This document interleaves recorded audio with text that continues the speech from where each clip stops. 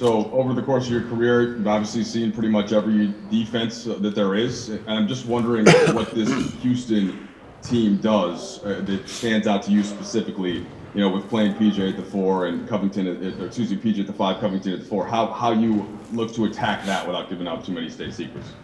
Just to speak on Houston, their size, and I'm not talking about height, I'm just talking about their size and athleticism allows them to cover a lot of ground on the floor, especially in the half court.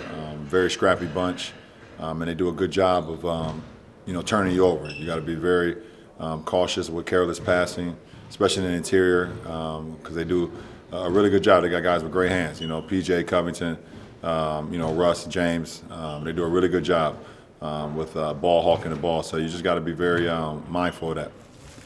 And then defensively, just the key with the dribble penetration for Russ and James, and kind of keeping them off the rim, but not rotating too far off all those shooters, right? That they want to have open. How do you strike that balance as a defense?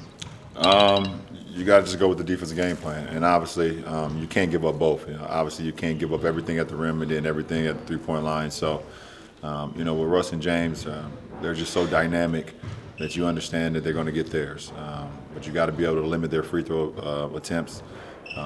James is number 1 in our league at free throw attempts and free throws made. Been like that for the last 5 years probably, if not more. So you can't allow him to make his threes, but also put him on the free throw line and get in the paint. So you got to be able to try to take something away. But at the end of the day, you have a game plan and just try to execute that as much as you can in the close to 48 minutes. Hey, LeBron, it's Dave. Back when we were in normal times with the All-Star draft, you picked Dame, and you played in the first round. You picked Russ and James, also to your second-round opponents. There's that term, your favorite player's favorite player. I don't know if you ever heard that thrown around, but what appeals to you about James and Russ? What's the extra stuff that they have that maybe the average fan might not see? I think what people get lost in translation with James is how available he is to his teammates, night in and night out. I mean, if you look at how many games he plays per year and how many minutes he plays throughout the course of his career, pretty much he's always been available. He's always been in uniform, and he's been doing this at a high level for a lot of years. I think that's what kind of get lost in translation because everybody kind of looks at Euro stepping and step-back threes. But when you're available to your teammates, that's gigantic to any sport or any craft or anything that you're doing in life. If you're just available to someone, they know they can always count on you. I think that's pretty much one of the best things that people don't recognize. Well, Russ, he's just an assassin. He's full throttle, and he could care less when anyone thinks about his game. He goes on and play his way, and he's been successful with doing that. So, they're two great basketball players. Two really good guys. Great guys. More importantly, but they just do what they do. They go out and they take care of their business, and they pretty much don't care what anyone says. By just the way they play. All right, Tanya. Brian, you've made such a push for voting and fighting voter suppression and encouraging people to vote. There was that figure that came out that only 20% of NBA players voted in the last election. Why do you think that's the case, and do you think that will change going forward? Why do I think that's the case? I have no idea, but you can always go back to, like I always talk about, how black kids and black people in the community don't believe that their vote matters.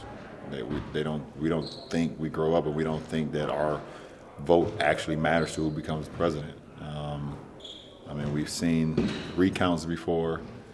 We've seen our voice be muted over our whole lives. And I believe that a lot of people, including even when you get to the NBA, you still have those same life things that's kind of hunted you when you were younger. That's kind of got to this point now. For me, my goal is to change that and to educate, not only my peers but their communities as well, to let them know that our voice is being heard, our vote is being counted, and it's a huge push for us as a nation to take that right. That is a right that we have, and to use it, in the greater scheme. So. That's all I can say about it. Kyle Goon? You brought up James' step back threes. It's a shot we see you working on a lot in warm-ups and things like that. And I think the last series, you took 80 shots and all of them were either in the paint or threes. Did James' success with the step back three sort of motivate you or inspire you to kind of conquer that shot and make it part of your regular arsenal? No. Okay, Chris Mannix? Right along those same lines with voting, what did 18-year-old LeBron think of voting? I mean, you kind of touched on it a little bit, but for yourself, when you turned 18, did you think about voting, and what got you engaged? No, it wasn't important. I just explained why. No, it wasn't important to me at 18. 18-year-old LeBron was fresh out of high school, and the only thing was on my mind was buying my mom a house, because of everything that she sacrificed for me and everything that she did for me from when I was born to getting to when I was 18 and I got drafted. And it all depends what point in time that was. So 18 happened in December. I didn't go into the draft until that following June, but my whole senior year, all I was thinking about was maintaining my focus so I can get my mom out of this situation that she's in and where she never have to worry about anything again in life. So that voting was not on my mindset at that point in time. And that's just all about growth. I think that's the best thing about humans and human beings, when you can just grow throughout the course of your life. And I'm on the verge of being 36 and understand what this moment is about as well. Do you remember when it first became part of your mindset? Do you remember the person that you To be completely honest, I don't. I know for sure that it became a real thing when I started seeing Barack do his thing.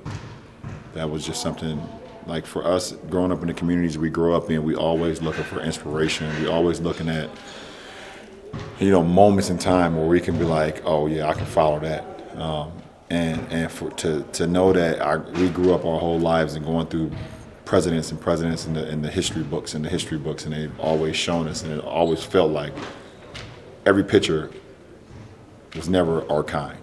And for Barack to come along and to see the things that he was preaching but also stood for, and to see, his queen next to him, Michelle, that was something that I was like, oh, I need to dive all the way into that. Not only from, not on the political, because that's not what I'm about, but just from a point of what this moment means. This moment was so much bigger than himself and him getting into the White House, and he understood that, and I wanted to be a part of that. So I think that's when I really started to really get into it on that side. Cassidy, please.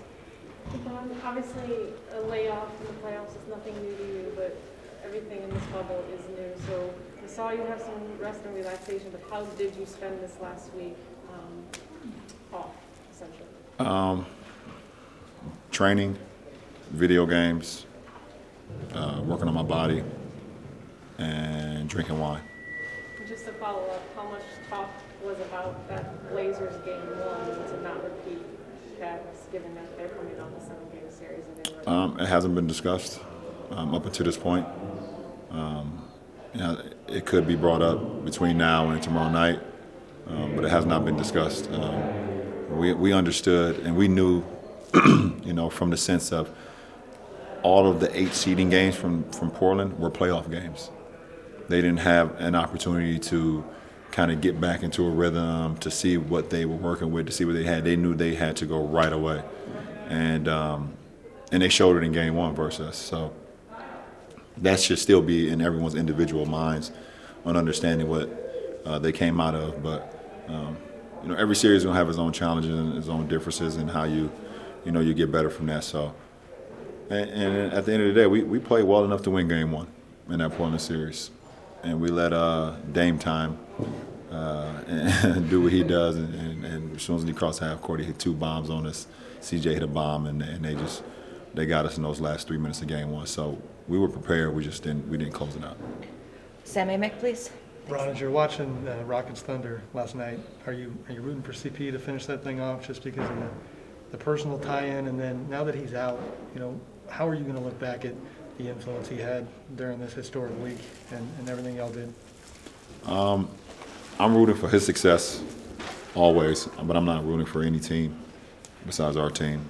But I was definitely rooting for him to be as great as he could be, and if that happened to come in a win, I would have loved it. And it came in a loss, and I still loved it. And I talked to him after the game. Obviously we're here right now in this bubble, and the restart of our season in large part to him. And to everyone that had anything to do with the NBPA. But CP was very instrumental to this thing getting restarted. So commend him on that and his leadership, his candid words since he's been here, both on and off the floor. So just another inspiring person, man. Not only from a basketball perspective, we all know what the percentage is, and all the talk was, they basically, felt like they traded him to the slums, and everybody was like he and laughing about the whole situation. CP's done whatever, he showed what he's all about. Obviously, I love that part, and then just him understanding the moment as well off the floor and just speaking to the facts of what's going on in the landscape of the U.S. and the world right now. So much respect to CP for sure. All right, last two questions. TC will close it out. All right, let's go to Bill.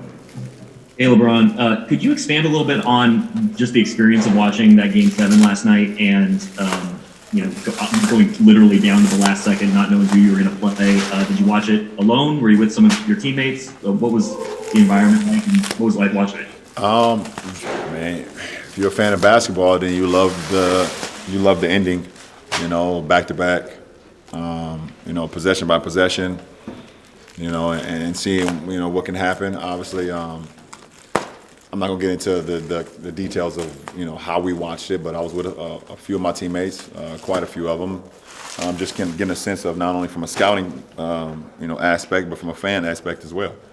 And it was a great Game 7. It was, for a fan and a fan of the game and the playoffs. I think it was great basketball. Yeah, LeBron, you've played, I don't know how many playoff series in your career. Where does this rank on just kind of the strangeness stylistically? I mean, they're going no centers. They're going to shoot 53s a game. Just how strange do you think this matchup could be? It's 5 guys versus 5 guys. It's basketball. You had. It's not the first time I've went against 5 guys that shoot threes in my basketball life. So I've played against all different types of lineups before, since I started playing basketball when I was 9 years old. So there's nothing strange about it. It is what it is, and we have to prepare for it, and we have to be great every night in order to win. And if we're not, we'll lose. It's that simple.